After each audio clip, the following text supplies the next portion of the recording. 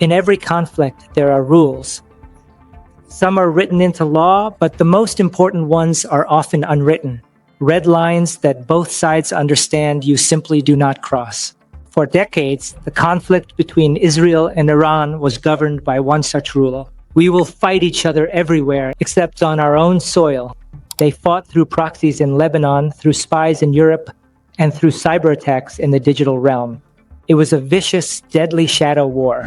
But the homelands were sacred until April 1st, 2024. That was the day Israel struck an Iranian consulate, which is legally considered Iranian soil. And in response, Iran shattered the rulebook completely, launching a direct state-on-state military assault for the first time in its history. This wasn't just another escalation. This was a fundamental change in the nature of the war itself. So what drove them to break the most important rule? What was the ultimate price they were willing to risk a regional war for? Today, on In Case You Missed It, we are analyzing the endgames. We are not just reporting on the missiles, we are decoding the message they were meant to send. Welcome to In Case You Missed It.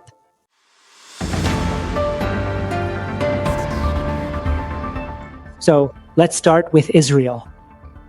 Publicly, the narrative was about regime change, but our strategic analysis points to a much deeper, colder objective. Israel's endgame wasn't to start a war. It was to brutally restore deterrence.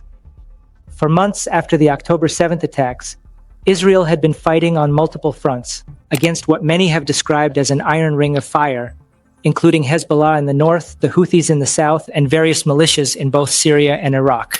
From Israel's perspective, the rules of fear that had long protected it were starting to unravel. The Damascus strike was message number one. Your leaders are not safe anywhere.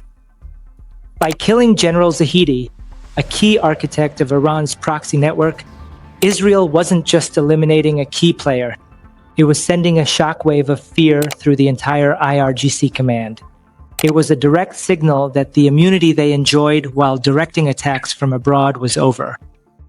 Then came Iran's massive and significant counterattack. And this is where we see Israel's second endgame ultimately play out in its response. Israel didn't just fire back at random. It did something much more terrifying. It struck our defense radar system near a strategic airbase in Isfahan.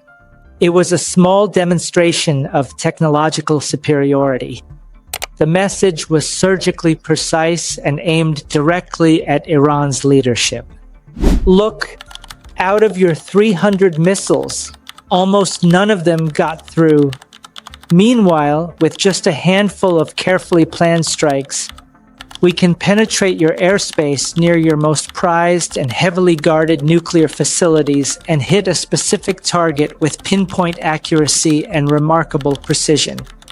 We deliberately choose not to escalate the situation, but we could have if we wanted to. But this precise, limited response was itself the result of a bitter internal struggle. Inside the Israeli war cabinet, hardliners demanded a massive, overwhelming retaliation to restore honor. But another camp, heavily influenced by a now famous phone call from US President Joe Biden, argued that the 99% successful defense was the real victory and urged restraint. The limited strike was the tense compromise. So Israel's endgame was this: absolute security, restoring the fear. They want Tehran to go back to being too afraid to even consider a direct attack. It's not about conquering Iran. It's about putting the brakes back on their war machine. Okay, so let's turn to Iran. If Israel's endgame was about restoring the old rules, Iran's was about creating entirely new ones. For years, Tehran had operated under a policy of strategic patience, absorbing Israeli assassinations and sabotage while responding mainly through its proxies. But the consulate attack was seen as a direct assault on sovereign Iranian soil, made that policy politically untenable. The pressure from hardliners was immense. Now, you might look at that attack of over 300 drones and missiles and call it a massive military failure, but that's missing the point. It was a calculated spectacle. Think about it, launching hundreds of slow-moving drones hours before they reached their target wasn't a flaw in their plan. It was the plan. It was the escalatory signal built into the escalatory act. The goal was not maximum damage, which would have guaranteed an all-out war. The goal was to prove a point. For the first time, Iran showed it had both the political will and the technical ability to strike Israel directly from its own territory. And this came after a fierce internal debate. Our research shows that Iran's foreign ministry advised diplomacy, fearing an Israeli trap. But the IRGC, whose pride had been wounded, demanded military action. Supreme Leader Khamenei sided with them. Iran's ultimate goal was to establish a new red line. If you attack our territory directly, we will respond directly. They want to permanently alter the strategic balance. They want every Israeli general planning a future attack to have to ask themselves, are we ready for a missile barrage on Tel Aviv as a response? But while the missiles were still in the air, a second invisible war was being waged, a war of diplomacy and deception. Our sources confirmed that as Iran was launching its attack, it was simultaneously, at the same time, it was sending messages through intermediaries like Oman and Switzerland, countries that have long acted as discrete diplomatic bridges. They were telling the US that their response was limited and finished. They were fighting and negotiating at the same time to control the escalation. On the other side, Israel was engaging in psychological warfare. Intelligence analysts call this cognitive disruption. Before the Damascus strike, they reportedly leaked a false story about nuclear negotiations to lure Iran into a state of strategic complacency.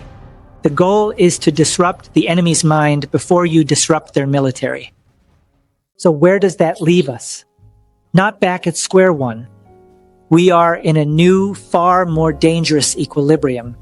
Both sides have practically achieved their goals. The result is a new set of unwritten rules.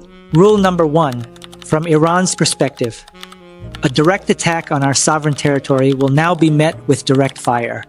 Rule number 2, from Israel's perspective, a mass attack on our homeland will be answered with precision strikes anywhere inside your borders. It is a terrifying new balance of power, and this leads us to the most dangerous implication, what some are calling the nuclear paradox. The military failure of Iran's conventional attack could become the single best argument for hardliners in Tehran to think. The only way we will ever be truly safe from Israel's superior conventional military is if we have the ultimate insurance policy.